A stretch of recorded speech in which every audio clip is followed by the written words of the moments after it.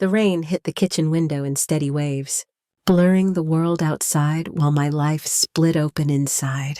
I could hear his voice in the next room, casual, confident, telling someone that I'd never see it coming. My stomach turned to ice. The smell of burnt toast lingered in the air. An ordinary morning suddenly heavy with dread. If you've ever felt that eerie calm right before your world collapses, subscribe and tell me where you're watching from. Stories like this happen more often than we admit. I wiped my hands on a towel, stared at my reflection in the glass, and realized the person looking back was about to change everything. Let me show you how it all began. It's strange how betrayal doesn't always arrive with a crash. Sometimes it slips into the room quietly, like a whisper that changes everything. That night, I heard my husband's voice through the thin wall between the kitchen and the living room. He was laughing with someone on the phone. His laughter was sharp, careless. And then I heard him say that our marriage had been a joke for years. That line froze me in place. I remember the sound of the refrigerator humming, the smell of dinner I'd just finished cooking. For a second, I thought maybe I'd misheard him. But deep down, I knew I hadn't. I didn't walk into the room. I didn't shout or cry. I just stood there, one hand resting on the counter, feeling everything and nothing at the same time. In that moment, I realized something inside me had quietly ended long before his words did. The betrayal wasn't in what he said. It was in how easily he said it. That night, while he slept soundly beside me, I decided I was done. No scene, no dramatic exit, just a clean decision made in silence. I've always been the steady one, the kind of person who finds order in chaos. I guess that's what years of teaching teenagers in Portland will do to you. You learn to stay calm when everything else is loud. By the next morning, I knew exactly what I was going to do. I called a lawyer during my lunch break and asked what steps I needed to take. To separate my finances, I packed a few essentials and left for a short stay with my sister outside the city. Mark didn't even ask where I was going. Maybe that said more than anything else. In the days that followed, I felt an odd sense of peace, the kind that comes after a long, painful storm you didn't realize you'd been living in. But just when I thought it was over, when I thought the hardest part was walking away, I got a call that stopped me cold. It was Jake, one of Mark's oldest friends. His voice sounded tense, almost guilty. He said we needed to talk, that it was urgent, and that I needed to hear something about Mark before I made any more decisions. I didn't know it yet, but that message would unravel everything I thought I understood about my marriage. What I'd just escaped wasn't the end. It was only the beginning of a truth far darker than I could have imagined. I met Jake on a gray Tuesday morning at a small cafe near the river, the kind of place where people sit alone with their thoughts and coffee. I hadn't slept much the night before. My mind kept replaying that moment in the kitchen, the sound of Mark's laughter, the sting of his words. I was still carrying that hollow feeling in my chest, the one that comes after betrayal, when you can't quite tell if you're angry or just tired. Jake looked uneasy the moment I walked in. I could tell he didn't want to be there, but guilt has a way of forcing people into uncomfortable honesty. When he finally spoke, what he told me shattered what little I had left of the man I thought I'd married. He said Mark had been talking about me for months, painting me as unstable, forgetful, even paranoid. He had told friends I was having trouble managing money, that I was confused lately, that I needed help. Jake said he'd believed it at first. Mark was always so convincing, but then Jake saw something that didn't add up. A file on Mark's laptop, a series of notes and screenshots that made no sense until now. Mark had been keeping track of everything, my bank accounts, my credit cards, even the login to my retirement fund. He'd installed some kind of monitoring app on my phone, disguised as a calendar sync. I remember how he'd told me it was just to help me stay organized. Back then, it sounded thoughtful. Now, it felt like a cold hand tightening around my throat. As Jake talked, I felt myself drifting between disbelief and nausea. Little things started flashing in my mind. How Mark would casually mention where I'd been earlier in the day. How he'd always know if I'd stopped somewhere after work. Or when I'd made a purchase I hadn't told him about. I used to think it was intuition. Or that we just knew each other too well after 25 years. But now I saw it for what it was, surveillance disguised as care. I wanted to cry, but I didn't. Tears would have made it too small, too emotional. This wasn't just a heartbreak. It was a strategy I hadn't seen coming. The man I shared a home with had been building a story, piece by piece, to make me look unreliable, maybe even unstable. Jake's face was pale when he said that Mark had mentioned consulting an attorney about a conservatorship. That word cut through the fog like a blade. Conservatorship, something you file for when someone can't make rational decisions anymore. It was the kind of move you make when you want control. Complete control over another person's life. I sat there in silence for a while, just listening to the hum of conversation around us, the clinking of cups. Everything suddenly looked too normal for what I was hearing. When I finally spoke, I told Jake that I didn't blame him for not coming forward sooner. Manipulators don't just fool their victims, they fool everyone around them. After he left, I stayed there for another hour, trying to piece myself back together. The shock was still there, but underneath it, something else had begun to form, something steady and clear. I wasn't going to fall apart. Not now. If Mark had been planning this for months, maybe even years, then I needed to be smarter than I'd ever been. That night, I went home and changed every password I had. I froze my accounts, locked down my credit reports, and took screenshots of every message, every record, every suspicious transaction I could find. The fear I'd felt that morning was gone, replaced by a sharp kind of clarity. Before going to bed, I searched online for private investigators in Portland. I didn't know exactly what I was looking for yet, but I knew I needed proof, something undeniable. The next morning, I made the call. As I hung up, I felt the first spark of control I'd felt in months. This wasn't just about betrayal anymore.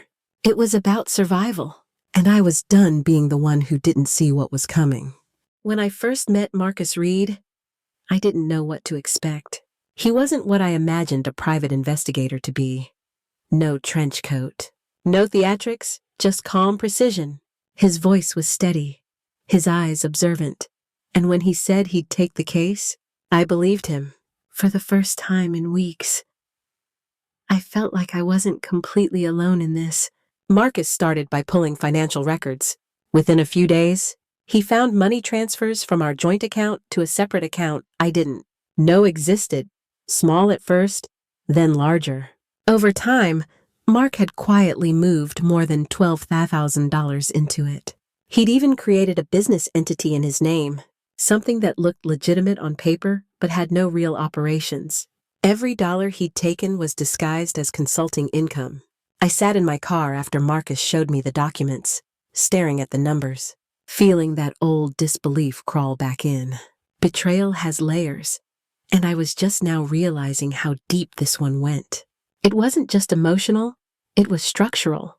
He'd built an entire network of deceit beneath our marriage, one calculated transaction at a time. A week later, Marcus uncovered more. There was another woman, Melissa. She was younger, in her early 30s, working in marketing for a real estate firm downtown. I didn't feel jealousy when I saw her name. What I felt was a cold kind of detachment. The same feeling you get when you realize the person you loved has turned into a stranger wearing a familiar face. Through more records and email traces, Marcus found evidence that Mark had been funding Melissa's apartment and even bought her a car registered in his company's name. But what disturbed me most wasn't the affair. It was what else he'd been doing during that time. Building a paper trail meant to destroy me. Marcus showed me a series of documents he'd found, stored in a shared folder on Mark's cloud account. They were dated months back. Notes about my forgetfulness, erratic behavior, and emotional instability. He'd even listed fake incidents, like the time he claimed I'd left the stove on all night or driven into a curb, and denied it. None of it had happened. But seeing those lies written out like official records made my hands shake. At first, I couldn't understand why.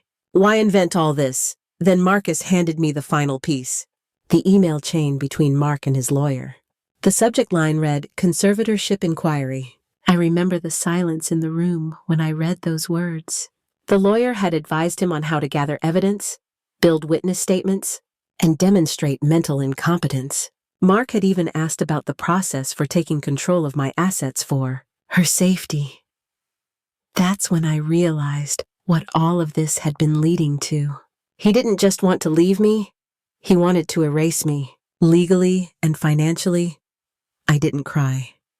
I didn't even speak. I just sat there, my pulse steady, my breathing slow. Fear was there, of course, sitting heavy in my chest. But it wasn't panic anymore. It was something colder, a focus I hadn't felt before. I thanked Marcus and asked him to keep digging, but not to confront Mark. I wanted to know everything before he even suspected that I knew. I wanted to see how far he would go when he thought I was still in the dark. That night, I went home and looked around my empty house. Every picture on the wall felt like a prop from someone else's life. I sat at the kitchen table where I'd first overheard his betrayal, and I made a promise to myself. I wasn't going to warn him. I wasn't going to stop him. I was going to let him continue, step by step, until his entire plan collapsed under its own lies. I would be patient. I would let him write his own downfall. And when the time came, I would make sure the truth spoke louder than his deception ever could. When I learned the full extent of what Mark was doing, something inside me clicked into place. The fear didn't vanish. It just became quieter, replaced by focus. I realized that reacting emotionally would only help him. He wanted me rattled, unstable, unpredictable. So I did the opposite. I went silent. From that point on, every move I made was deliberate. I opened a new checking account in my name only and started moving my salary into it, one paycheck at a time. I ordered new credit cards, changed passwords, and stored copies of important documents in a safety deposit box across town. I began keeping a journal, not about feelings, but about facts, dates, times, strange behaviors, any messages or calls that felt off. Every word was written as evidence. Marcus continued his investigation, feeding me information piece by piece.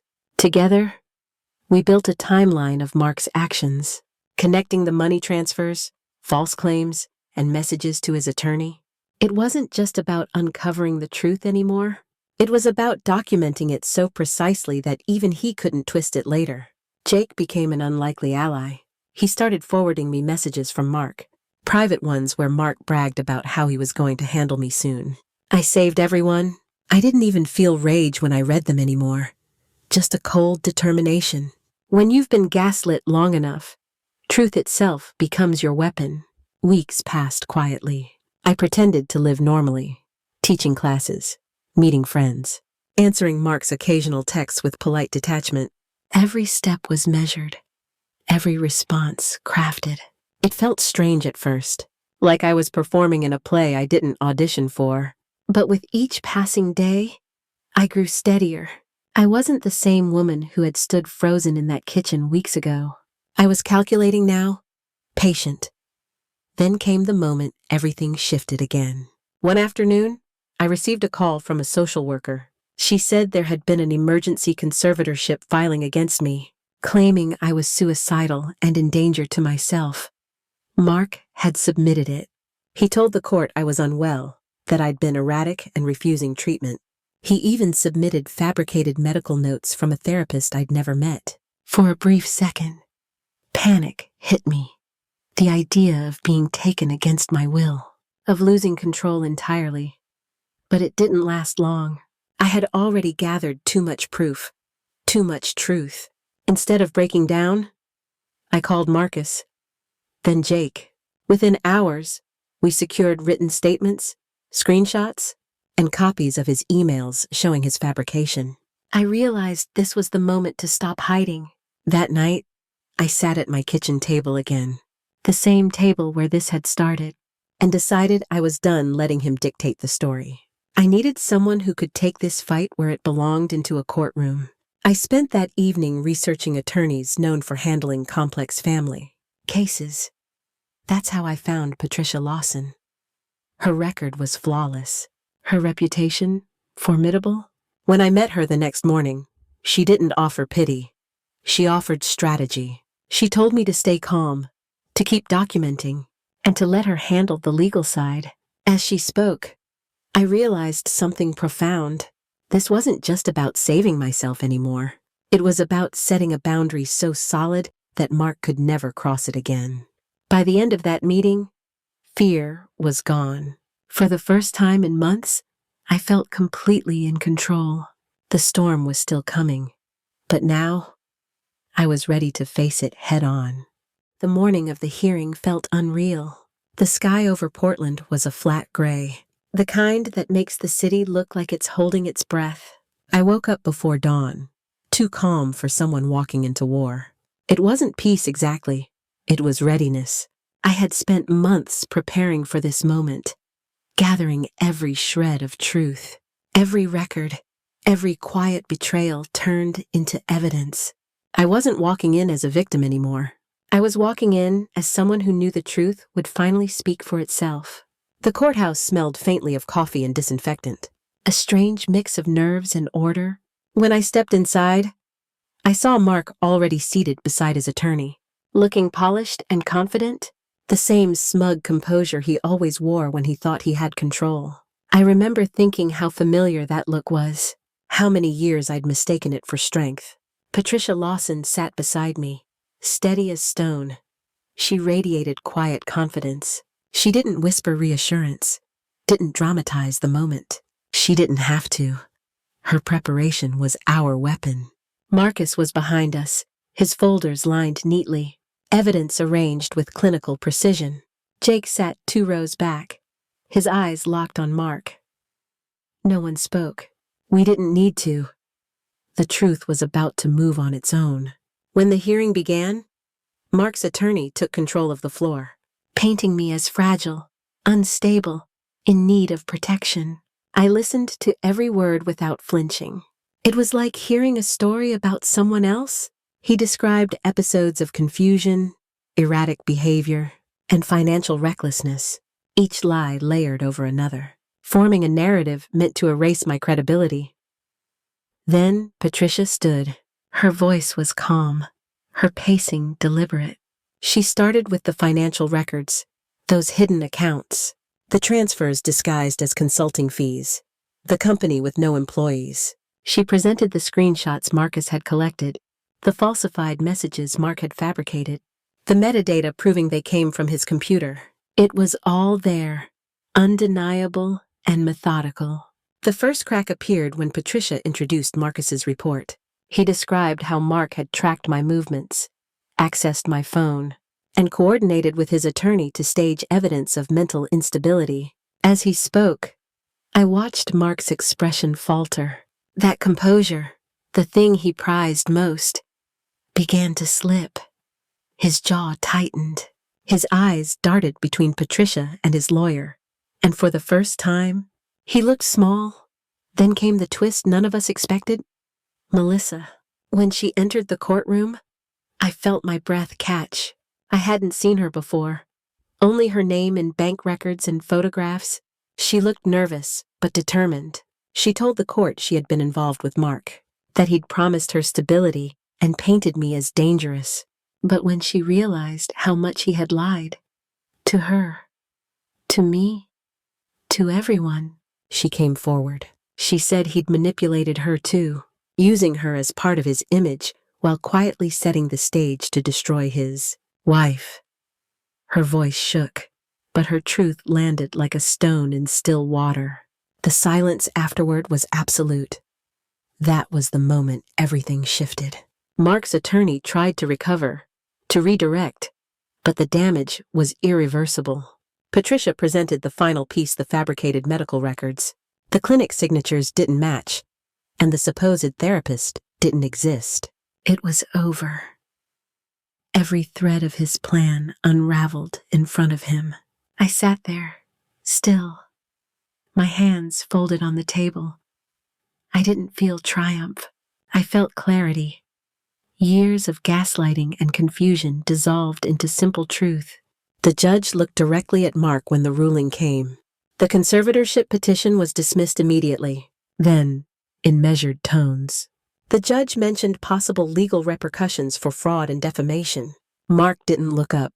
His arrogance had drained away, leaving only the hollow shape of a man who had finally been seen for what he was. When it ended, I didn't move right away. The courtroom emptied around me. Patricia gathered her files. Marcus nodded quietly, and Jake gave me a look that said everything words couldn't. I just sat there, letting the silence stretch. For the first time in a long time, it wasn't heavy, it was clean. As I walked out into the gray afternoon, I could finally breathe. Not deeply at first, just enough to feel air again.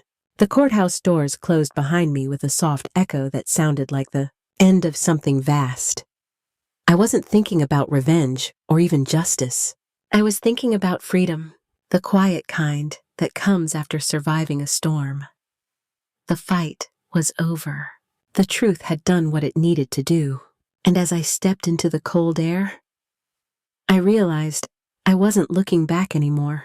It's been 8 months since the hearing, and my life feels quiet again. Not empty, just still. I wake up early most mornings, make coffee, and sit by the window watching the light move through the trees. For the first time in years, I don't brace myself for anything. No hidden motives, no games, just air and peace. After the case ended, I sold the house and moved into a small apartment downtown. I started teaching part-time again, walking to work instead of driving. It's simple, but it feels like mine. That's something I forgot the value of, having a life that belongs only to you. I spent so long living in reaction to someone else's control that I almost forgot what it meant to choose things because I wanted them. The legal victory was one kind of justice, but the deeper one came later. Forgiving myself for missing the signs, for staying quiet when my instincts whispered that something was wrong. I used to replay every red flag in my head, wondering how I could have been so blind. Now I understand that trusting the person you love isn't blindness, it's hope. And when that trust is broken, healing means learning to hope again. But this time in yourself, I'm not angry anymore. Not at him, not at myself. I just feel free, and that freedom isn't loud, it's steady. It's waking up and knowing you survived something meant to break you, and somehow you're softer, not harder, because of it. If you've ever felt trapped or questioned your own reality, I want you to know that you're not weak. You're human. And you can rebuild one small, quiet truth at a time. Have you ever faced something like this? Tell me in the comments. I read everyone.